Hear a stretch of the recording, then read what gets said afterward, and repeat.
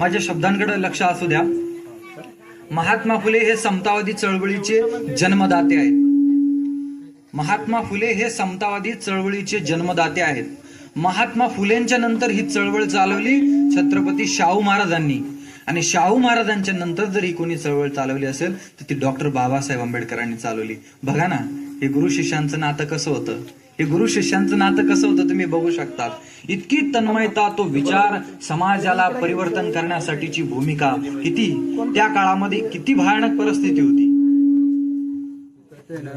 त्या काळामध्ये किती प्रकारची भयानक परिस्थिती होती. गरिबी होती, दारिद्र्य होतं, अन्याय होते, अत्याचार होते.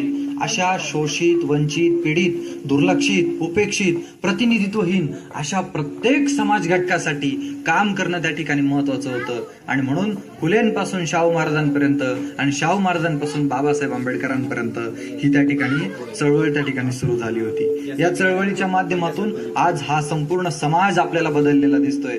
गाव कोसा बाहेर राहणारा समाज आज गावामध्ये येऊन त्या ठिकाणी राहतो.